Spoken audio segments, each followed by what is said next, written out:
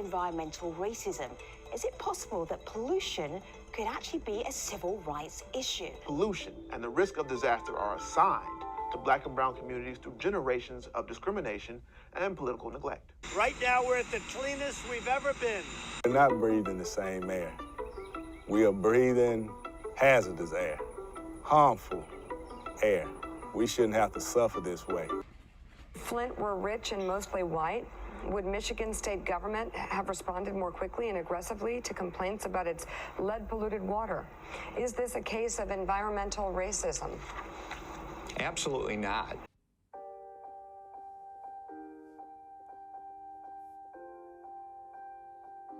Hi, my name is Brian Monroe, and this video is going to discuss and argue environmental racism in America. But before I dive into this topic, I would like to know, how do you define environmental racism, or do you even know what it is? Environmental racism is when white politicians allow for minority communities, usually predominantly Black communities, to be negatively affected by environmental hazards. Environmental racism is, for example, factories dumping harmful and/or deadly materials in communities, predominantly Black communities, that are often underserved, undervalued, and forgotten by our white supremacist society. And these residents are often combating subsequent health issues and unlivable conditions with very few repercussions for those corporations who perpetrate it. I think that those definitions were actually pretty spot on, but let's see how the internet defines it. How do famous dictionaries define it and put it into the world for people to know? So I wanted to go directly on Google and show you guys exactly how I found out how it was defined and how the world is supposed to perceive that it is defined. So I found an Oxford's dictionary definition, and they define it as racial discrimination in the development and implementation of environmental policy, especially as manifested in the concentration of hazardous waste disposal sites in or near areas with a relatively large ethnic minority population.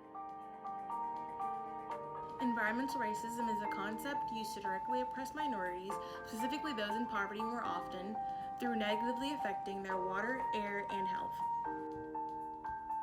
But in order to understand environmental racism a little bit better, here is a timeline to explain how it began and where it has led us, specifically in America. During the 1800s, in search of a new world order following the end of slavery, whiteness becomes equated with cleanliness and people of color as well as low-income people with uncleanliness. This is later used as a justification for people of color to work dirtier jobs dealing with sanitation and cleaning.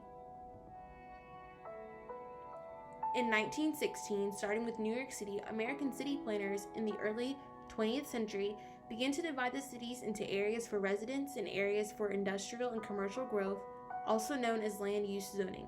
This practice would become the bedrock of environmental racism through industrial zoning of residential communities of color. In 1983, following the Warren County protest, Robert Bullard published the groundbreaking study of waste disposal practices and sitting in Houston, Texas. A few months later, Congress's General Accounting Office published a similar study proving a correlation between the siting of hazardous waste landfills and the racial and economic status of host communities. In 1987, Dr. Benjamin Chavis coined the phrase environmental racism to help better explain the results of a study he aided, Toxic Waste and Race in the United States, exploring the direct correlation between race and the frequency of hazardous waste sites placed near or in communities of color. In 1988, Peggy Shepard, Vernice Miller Travis, and Chuck Sutton founded the West Harlem Environmental Action, also known as We Act, to fight environmental injustices in West Harlem. It was the first environmental organization in New York City to be run by people of color. In 1990, 800 residential acres of a majority Black neighborhood in St. John the Baptist Parish, Louisiana, were rezoned for industrial use despite other land being available for industrial use near the area. In 1994, February 11th, 1994, President Bill Clinton issued Executive Order 12898, also known as Federal Actions to Address Environmental Justice in Minority Populations and Low-Income Populations. The order aims to address environmental injustice within existing federal laws and regulations.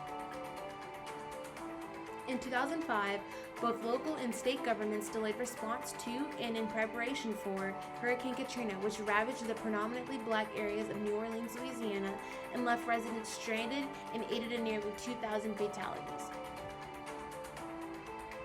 In 2006, the National Environmental Justice Advisory Council published a report highlighting gentrification and displacement as environmental justice issues.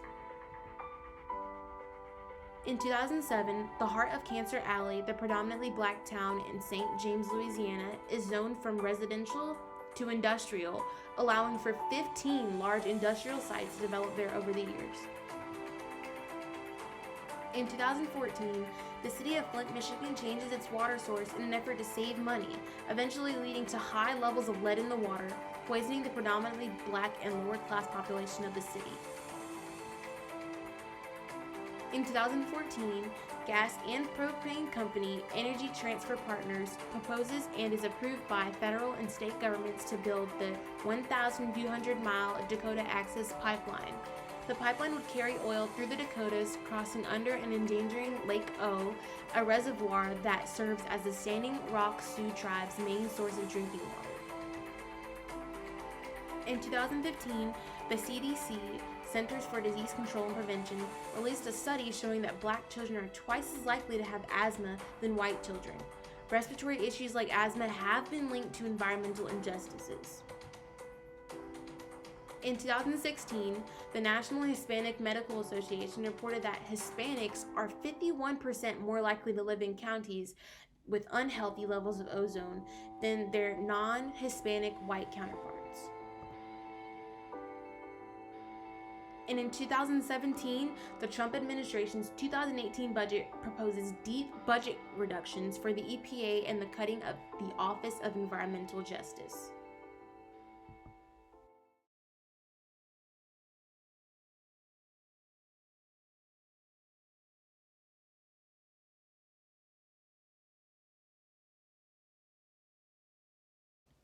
So for part of my argument, I wanted to talk to the professionals on this topic, one being Misha Mitchell, an environmental lawyer who for the past 3+ years has worked for an environmental nonprofit based in Louisiana in the largest wetland swamp in North America. Misha represents the organization and the interests of the people in the basin as well as the people across southern Louisiana. She does clean water work, and environmental racism happens to be a large part of that. I asked Misha how familiar she was with the term environmental racism, which not to my surprise she was very educated on. Her introduction to the topic began at law school at the University of Alabama, and through her classes she was exposed to many of the environmental issues we face today. We discussed how the inhumane treatment of people of color due to the conditions of their environment have been caused by a range of things. And with her exposure to other states, like Louisiana, she explains that it's not just an Alabama issue, but a national issue. And for many locations, high rates of different kinds of cancers have impacted communities of color at alarming rates. A blind eye has been turned to people, and they lack the support they need from national, state, and local government officials. But during our conversation, Misha did point out how a ton of progress can be made through educating individuals, maybe not in law school, but by knowing what's going on in their community and in surrounding communities. And unfortunately, an out-of-sight, out-of-mind mentality has been pushed, especially in the South, where a not in my backyard, not my problem mentality is also pushed, thus creating this snowballing effect that Misha agrees has hindered change. But it's not just about people turning a blind eye. Misha stated that it's funding that's also a big issue in enforcing environmental laws and policies. A lot of the time, the funding is not prioritized in southern states the way that it is in states such as California and New York. All in all, my conversation with her was great. She was so kind, and with an issue like this, it is important to have people like Misha who have a passion for change. So in order to establish more credibility towards my argument, I also believe that seeing some statistics will help with getting a better understanding of the impact of environmental injustice and racism on minorities, specifically in comparison to white America. African Americans had higher exposure rates for 13 out of 14, which is 93% of the air pollutants in the US. That basically means that only 7% of the air pollutants African Americans are not getting exposed to. So the other 93% of pollutants in the air, African Americans are receiving.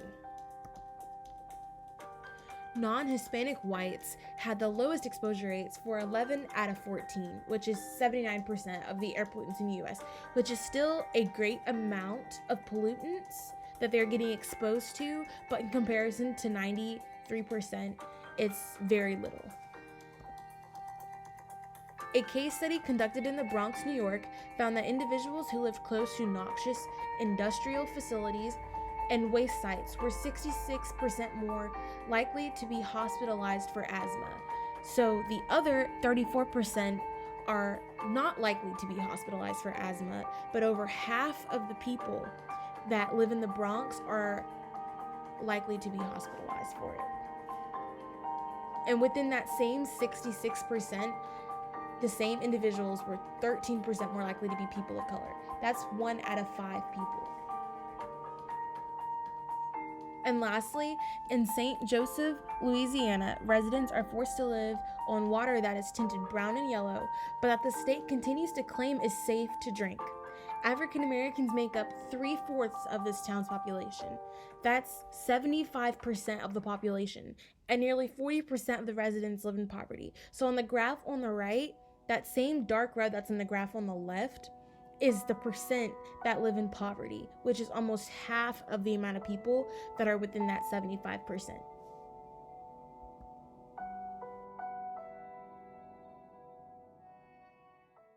I wanted to do a final survey asking all demographics of people. For the first question, is environmental racism a problem in America? Followed up with the definition of environmental racism, just for them to have extra context as to what it is. And number 2, if you answered yes to number 1, what is the solution? So that one, instead of it being multiple choice, I wanted it to be short response so they could give a written response however long they wanted to. So for question number 1, 100% of my responses answered yes. So that means 100% of my responses also gave short answers. So for number 2, 2 of the responses stuck out to me the most. All of them gave great points, but 2 of them were, I think, the most accurate and reasonable definitions, or not definitions, but solutions. So the first one that stuck out to me was someone saying that they believe that environmental racism can be prevented by having more of a concern for racial minorities and acknowledging how certain environmental conditions, such as industries releasing harmful products into the air to the community, affects them, and that we need to develop empathy for minorities, and that would be the start for more regulations. So I love this answer because it talks about having more empathy and not just being about policy, but about perception and how you see these groups of people. And if you have no empathy for them, then you really have no care to what, is happening to them. So I think that empathy is a great start before regulation. And then the second response that stuck out to me was this one, saying that we've been dealing with racism since the birth of our nation. If solving racism was as easy as answering a survey question, it would be a non-issue. I think that a solution, rather than the solution, would be to make the voices of victims heard loud and clear. No white suburbs don't want landfills and toxic waste dumps in their backyards, but impoverished neighborhoods of color don't either. We have to educate people on what's going on and stand firmly in our accusations of environmental racism. The injustices that are happening are far from coincidence, which is great to point out because I think a lot of people do not realize that this issue at hand has not, just came out of the blue.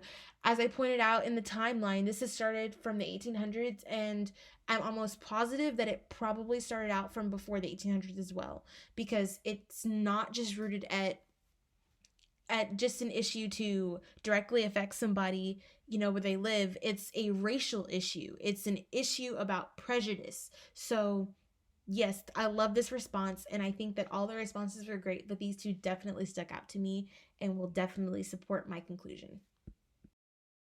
In conclusion, environmental racism does in fact still exist today and still affects thousands of minority Americans. And because of this, many are put at a disadvantage. But as many people continue to educate themselves, more people are working every day to improve the living conditions for those who are affected. Coming together to find solutions is a great way to make a change that so many people choose to ignore.